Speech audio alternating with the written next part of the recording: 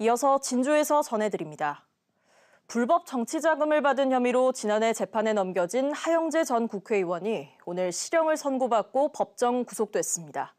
지역구 국회의원과 자치단체장, 도의원까지 연루된 이번 사건에 대해 재판부는 민주정치의 발전을 저해했다며 유죄를 인정했습니다.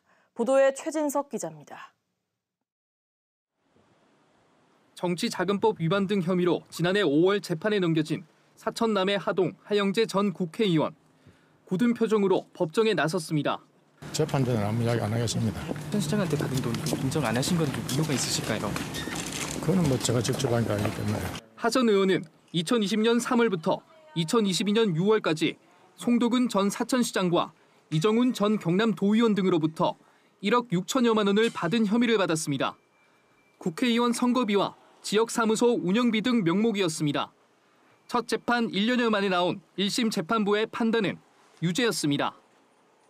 1심 재판부는 하 전 의원에게 징역 1년 6개월을 선고하고 법정 구속했습니다. 또 1억 6천여만 원 몰수와 200만 원 추징을 명령했습니다. 하 전 의원에게 돈을 건넨 혐의를 받는 송도근 전 사천시장과 이정훈 전 경남도의원, 하 전 의원의 보좌관 등은 각각 벌금 1,000만 원을 선고받았습니다. 재판부의 판단이 옳겠죠. 판단에 불만은 사실 있습니다. 1심 재판부는 국회의원 신분으로 여러 차례 부정하게 금품을 받는 건 대의민주주의의 근간을 흔들고 부패와 비리를 조장하는 행위라고 선고 이유를 밝혔습니다. 1심 판결에 대해 하 전 의원 측은 항소와 보석 신청을 할 계획이라고 밝혔고 검찰도 판결문을 검토한 뒤 입장을 정하겠다고 밝혔습니다. KBS 뉴스 최진석입니다.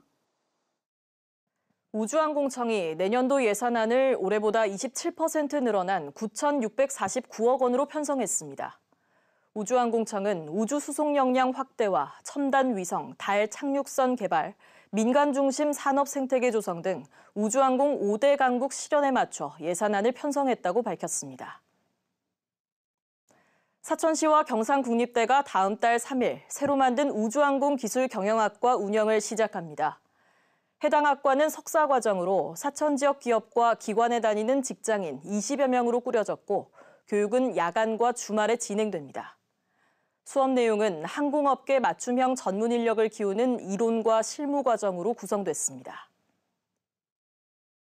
창원지법 행정일부는 더불어민주당 소속 진주시의원들이 시의회 의장 선거 과정에서 비밀투표 원칙을 훼손했다며 제기한 효력정치 가처분 신청을 기각했습니다. 재판부는 선거 당일 국민의힘 의원들이 합의까지 했다고 단정하기 어려우며 이를 소명할 자료도 없다고 판시했습니다. 민주당 시의원들은 지난달 진주시의회 후반기 의장 선거 당시 국민의힘 후보들이 특정 후보를 찍은 기표용지를 간표위원에게 보여줄 수 있도록 하는 등 사전 공모를 했다고 주장했습니다. 경남 여성계가 이른바 딥페이크 범죄와 관련해 하동 지역 중학생이 관련되는 등 피해가 확산되자 적극적인 대응을 촉구하고 나섰습니다. 경남 여성단체연합 등은 오늘 성명을 내고 반복되는 디지털 성폭력에도 정부가 기존 대책을 반복하고 예산을 삭감해 실효성에 의문이 제기된다고 주장했습니다. 지금까지 진주에서 전해드렸습니다.